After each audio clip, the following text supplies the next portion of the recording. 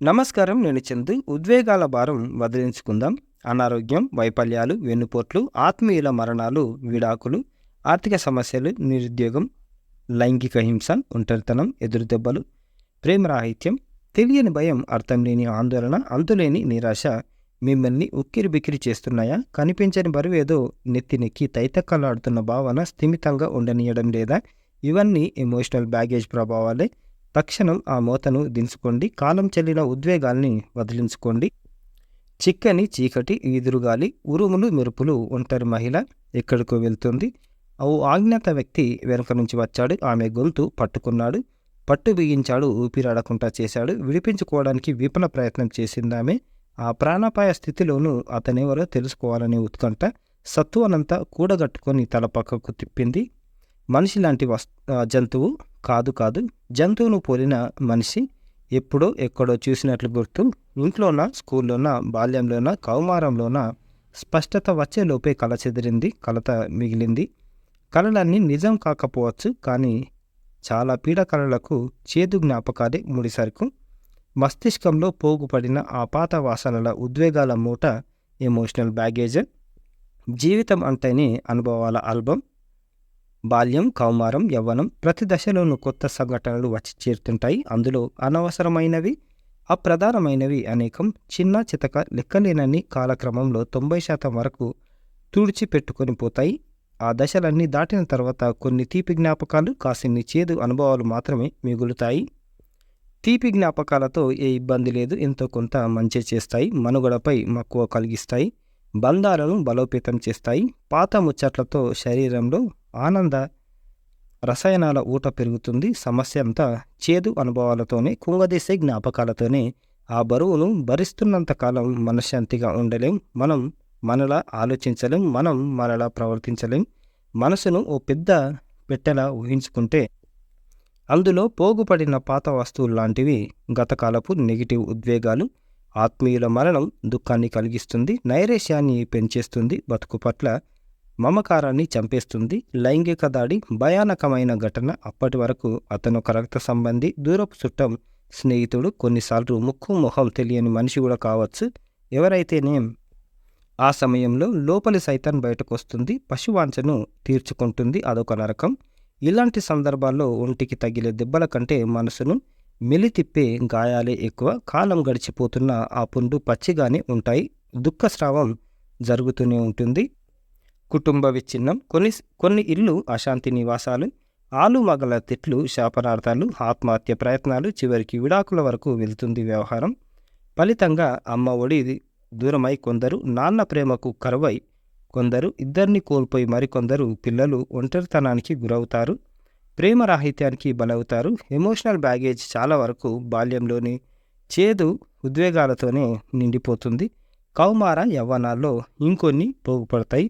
పరీక్షల్లో అపజయాలు, ప్రేమలో వైఫల్యాలు, ఆర్థిక సమస్యలు, వరుస అబార్షన్లు, అయినవారి వెన్నుపోట్లు, ఉద్యోగ వ్యాపారాల్లో ఎదురుదెబ్బలు కల్లోలపరుస్తాయి. కోలుకోకుండా చేస్తాయి. గతంలో మొదలైన ఆ దుఃఖం వర్తమానంలో కూడా కొనసాగుతుంది. భవిష్యత్తుకు బదిలీ అవుతుంది. ఫలితంగా ఉద్వేగాల మూట మరింత బరువెక్కుతుంది. ఆ మూత మోయలేక ఎలా దించుకోవాలో అర్థం కాక మానసిక సమతౌల్యాన్ని కోల్పోయేవారు ఎంతోమంది. అనేక ఉదాహరణలు ఉన్నాయి. రాజేంద్ర బహుళజాతి సంస్థలో అంటే ఎంఎన్సి కంపెనీలో ఉద్యోగి. అతనికి అన్నయ్య ఉండేవాడు. ఐఐటిలో సీటు రాకపోవడంతో క్షణికావేశంలో పురుగుల మందు తాగి ప్రాణాలు తీసుకున్నాడు. ఆ విషాదం నుంచి తేరుకోవడానికి రాజేంద్రకు చాలా సమయం పట్టింది. కొంతకాలం డిప్రెషన్లోనూ ఉన్నాడు. స్వతహాగా తెలివైన వాడు కావడంతో చదువులకు ఇబ్బంది కలగలేదు. మంచి మార్కులతో ఎంబీఏ పూర్తి చేశాడు. ఓ కంపెనీ పెట్టి 10 మందికి ఉపాధి కల్పించాలన్నది రాజేంద్ర కళ. పెట్టుబడి సొమ్ము సమకూరిన తర్వాత కూడా వైఫల్య భయంతో వెనుకడుగు వేస్తున్నాడు. అన్నయ్య మరణం తాలూకు విషాదం ఎమోషనల్ బ్యాగేజ్ రూపంలో అతన్ని వెంటాడుతుంది. రాధిక బాగా చదువుతుంది, తెలివైంది, మంచి ఉద్యోగం చేస్తుంది. పెళ్లి విషయంలో మాత్రం ఓ నిర్ణయం తీసుకోలేకపోతుంది. ఒకరిద్దరు కుర్రాళ్ళు నచ్చారు కూడా, కానీ ఎస్ చెప్పాలంటే తెలియని బెరుకు. ఈ సమస్యకు మూలం ఆమె బాల్యంలో ఉంది. రాధిక అమ్మ కడుపులో ఉన్నప్పుడే అప్పుల బాధతో తండ్రి ఊరొదిలి వెళ్ళిపోయాడు. తల్లి కష్టాలను దగ్గర నుంచి చూసిందామె. ఆ బరువైన జ్ఞాపకాలు మగజాతి పట్ల అపనమ్మకాన్ని సృష్టించాయి. ఎమోషనల్ బ్యాగేజ్ ప్రభావం వల్లే ప్రేమ, పెళ్లి నిర్ణయాన్ని వాయిదా వేస్తుంది. క్రిస్టోఫర్ మ్యాథ్స్లో జీనియస్. డిగ్రీ చదివే రోజుల్లోనే ఓ గణిత శాస్త్ర సూత్రంలోని ప్రామాణికతను ప్రశ్నిస్తూ పెద్ద వ్యాసం రాశాడు. దాన్ని తనకు తెలిసిన ప్రొఫెసర్కు చూపించాడు. కొద్ది రోజులకు ఆ పరిశోధన పత్రం ఓ అంతర్జాతీయ జర్నల్లో ప్రచురితమైంది. అది సదరు ప్రొఫెసర్ పేరు మీద. ఆ సంఘటన క్రిస్టోఫర్ను దాదాపుగా పిచ్చివాణ్ణి చేసింది. అతనిలోని జిజ్ఞాసను చంపేసింది. మనుషుల పట్ల విశ్వాసం కోల్పోయాడు. ఇప్పటికీ నలుగురితో కలవలేకపోతున్నాడు. ఎవరిని నమ్మలేకపోతున్నాడు. చివరికి జీవిత భాగస్వామిని కూడా. కొన్నిసార్లు అవ్యక్తమైన ఉద్వేగాలు కూడా ఎమోషనల్ బ్యాగేజ్లో చోటు సంపాదిస్తాయి. మనకు ఎవరి మీదో కోపం వస్తుంది. భయం వల్ల కావచ్చు, భక్తితో కావచ్చు. ఆ కోపాన్ని వ్యక్తం చేసేంత ధైర్యం మాత్రం ఉండదు. దీంతో ఆ ఉద్వేగం లోపలే ఉండిపోతుంది. గుర్తొచ్చిన ప్రతిసారి ఉడికిపోతూ ఉంటాం. ఓ పెద్ద కంపెనీలో మనకు ఉద్యోగం వస్తుంది, కానీ మరో నగరానికి వెళ్ళాలి. కుటుంబ బాధ్యతల కారణంగా ఆ ఆఫర్ను తిరస్కరిస్తాం. జీవితాంతం చిరుద్యోగిగానే మిగిలిపోతాం.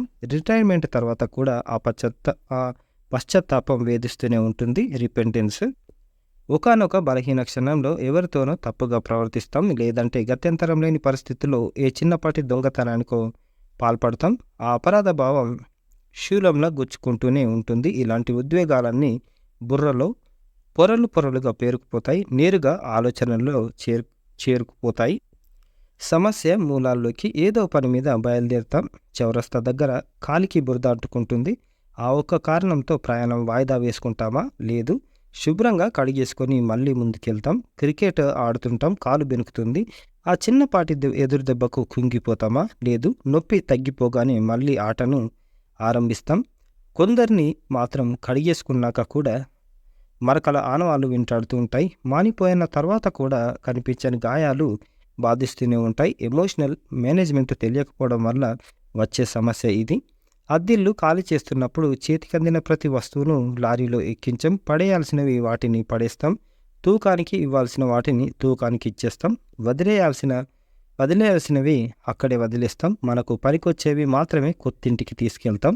అనుభవాల్ని, జ్ఞాపకాల్ని గతం నుంచి ఫార్వర్డ్ చేస్తున్నప్పుడు కూడా ఇదే సూత్రాన్ని పాటించాలి. కానీ అలా జరగడం లేదు. తెలిసి కొన్నిసార్లు, తెలియక కొన్నిసార్లు పనికిరాని సరుకునంతా నెత్తిన పెట్టుకొని తెచ్చుకుంటాం. ఆ ప్రభావంతో గతం అనే కళ్ళజోడులోంచే వర్తమానాన్ని చూస్తాం. ఈ బాల్యంలోనూ ఎదురైన దురదృష్టకర అనుభవాలే పునరావృతం అవుతాయని నమ్ముతాం. ఆత్మీయతలు నాటకంలా, బూటకంలా తోస్తాయి. కొత్త స్నేహాల్ని ఇష్టపడం, పాత బంధాల్ని కొనసాగనివ్వం. ధైర్యంగా నిర్ణయాలు కూడా తీసుకోలేం. దూకుడుగా ముందుకెళ్ళడం, గిరిగీసుకొని బతికేస్తాం. ఫలితంగా అసలే అంతంత మాత్రంగా ఉన్న అనుబంధాలు మరింత బలహీనపడతాయి. కెరీర్ దెబ్బతింటుంది. డిప్రెషన్ దాడి చేస్తుంది. ఆత్మహత్య ఆలోచనలు కూడా తరుముకొస్తాయి.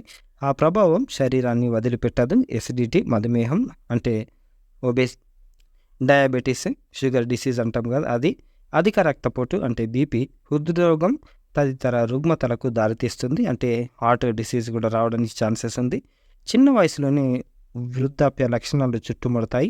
రోగనిరోధక వ్యవస్థ దెబ్బతింటుంది. మనసు బలహీనపడే కొద్దీ మద్యం, ధూమపానం, మాదక ద్రవ్యాలు తదితర దురలవాట్లు బలపడతాయి. మరీ పసితనంలో సంభవించిన విషాదాలు మనకు గుర్తుండకపోవచ్చు, కానీ ఆ నీడలు మాత్రం వెంటాడుతాయి.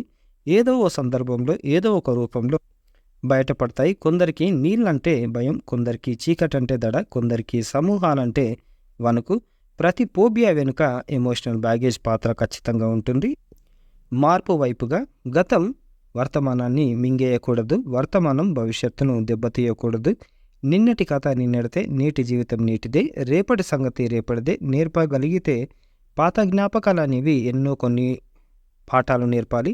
అంతేకాని క్యాన్సర్లా బాధించకూడదు. అయినా కక్ష కట్టినట్లు వేధిస్తుంటే నష్ట నివారణ చర్యలు తీసుకోవాల్సిందే. ఇన్నేళ్లుగా మనం నెత్తిన మోస్తున్న ఉద్వేగాల మూటను కిందికి దించుకోవాలి. గోతాంలోని గతానుభవాల్ని బయటకు తీయాలి. ఆ దురదృష్టకర దృశ్యాల్లో భాగమైన వ్యక్తుల్ని గుర్తు చేసుకోవాలి. క్షమించాల్సిన వాళ్ళను క్షమించేయాలి. క్షమాపణలు అడగాల్సిన వాళ్ళను మనసులోనే క్షమాపణలు అడిగేయాలి. విస్మరించాల్సిన సంఘటనల్ని విస్మరించాలి. ఒప్పుకోవాల్సిన తప్పుల్ని ఆత్మసాక్షి న్యాయస్థానం ముందు నిజాయితీగా ఒప్పుకోవాలి. పశ్చాత్తాపం వ్యక్తం చేయాల్సిన సంఘటనల్లో మనసు లోతుల నుంచి పశ్చాత్తాపం ప్రకటించాలి. ప్రతి వాక్యానికి ఫుల్ స్టాప్ ఉన్నట్లే ప్రతి ఉద్వేగానికి ఓ ముగింపు ఉంటుంది. కానీ చాలా సందర్భాల్లో మనం కామాతో సరిపెడతాం. ఆ కొనసాగింపే మనకు కష్టాలు తెచ్చిపెడుతుంది. ఏదో విషయంలో వైఫల్యం ఎదురవుతుంది. 1-2 రోజులు కుమిలిపోతాం. తర్వాత ఆ వైఫల్యాన్ని ఆమోదిస్తాం. నష్టాన్ని సరిదిద్దుకునే ప్రయత్నం మొదలు పెడతాం. అక్కడితో ఓ అధ్యాయం పూర్తవుతుంది. ఆత్మీయులు మరణిస్తారు. ఓ నెల రోజులు బాధపడతాం. ఆ తర్వాత ఎవరికైనా చావు అనివార్యమనే నిర్ణయానికి వస్తాం. క్రమంగా దుఃఖం మసకబారుతుంది. అంతటితో మనసు తేటపడుతుంది. ఎవరో మోసం చేస్తారు, ఆర్థికంగా దెబ్బతీస్తారు. దీంతో కొద్ది రోజులు తిట్టుకుంటాం. తర్వాత మన జాగ్రత్తలో మనం ఉండాలి అని సర్ది చెప్పుకుంటాం. ఆ తీర్మానంతో ఓ ఘట్టం పరిసమాప్తం అవుతుంది.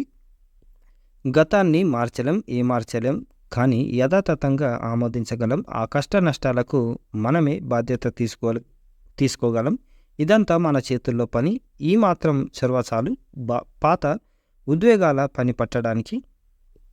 మనలోని బాధను, ఆక్రోశాన్ని ఆత్మీయులతో పంచుకోవడం ద్వారా కూడా కొంత భారాన్ని దించుకోవచ్చు. లేదంటే ఆ దురదృష్టకర అనుభవాన్ని ఆత్మకథాత్మక పద్ధతిలో ఓ పుస్తకంలో రాసుకోవచ్చు. చివరిలో దాన్ని తగలబెట్టమని సూచిస్తారు మానసిక నిపుణులు. దీనివల్ల కాగితాలతో పాటు నెగిటివ్ ఉద్వేగాలు కనుమరుగు అవుతాయని ఓ నమ్మకం. ఎమోషనల్ బ్యాగేజ్ సమస్యకు ధ్యానం ఉత్తమ పరిష్కారం. ధ్యాన స్థితిలో మనం కొత్తగా ఆలోచించం, వచ్చిన ఆలోచనల్ని కొనసాగించం. అలా అని ఆలోచనల్ని బలవంతంగా తరిమేయం, బయటి వ్యక్తిలా గమనిస్తూ ఉంటామంతే. సాధన పెరిగే కొద్దీ మన ఆలోచనలు వేరు అనే ఎరుక సాధ్యమవుతుంది. ఆ సత్య దర్శనంతో ఇంతకాలం నుంచి మోస్తున్న బ్యాగేజ్ దానంతట అదే తేలికైపోతుంది. ఉద్వేగాల్ని వదిలించుకోవడానికి చిత్రలేఖనం కూడా ఓ మార్గమే. ఈ ప్రక్రియలో లోనొపల గూడు కట్టుకుపోయిన భావనల్ని క్యాన్వస్ మీద పెడతాం. ప్రత్యేక పరిస్థితుల్లో డ్రామా థెరపీని కూడా సిఫార్సు చేస్తారు వైద్యులు. పశ్చాత్తాపాన్ని, బాధను, భయాన్ని, ఒకటేమిటి బుర్రలో పోగైన సకల ఉద్వేగాలను నాటకంలోని ఓ పాత్ర రూపంలో వ్యక్తం చేయడం ద్వారా గుండె బరువు దించుకోవచ్చు. ఈ చిట్కాలేవి పనిచేయనప్పుడు మానసిక నిపుణులను సంప్రదించాలి, వైద్యం చేయించుకోవాలి. నది నిండుగా పారుతుంది. ఇద్దరు వ్యాపారులు ప్రవాహాన్ని దాటే క్రమంలో ఆ ప్రయత్నంలో ఉన్నారు. అంతలో ఓ అందమైన అమ్మాయి వచ్చింది. నాకు ఈత రాదు, అవతలి ఒడ్డున మా నాన్నగారు ప్రాణాపాయ స్థితిలో ఉన్నారు, మీరే సాయం చేయాలి అని వేడుకుంది. పరాయి స్త్రీని తాకడం ధర్మవిరుద్ధం అంటూ మొదటి వ్యాపారి తిరస్కరించాడు. రెండో వ్యాపారి మాత్రం పరిస్థితిని అర్థం చేసుకున్నాడు. ఆమెను భుజాలపై కూర్చోబెట్టుకొని నదిని దాటాడు. ముగ్గురు సురక్షితంగా ఒడ్డుకు చేరారు. కృతజ్ఞతలు తెలియజేసి వెళ్ళిపోయింది ఆమె. వ్యాపారులిద్దరూ చెరో దిక్కుకు ప్రయాణమయ్యారు.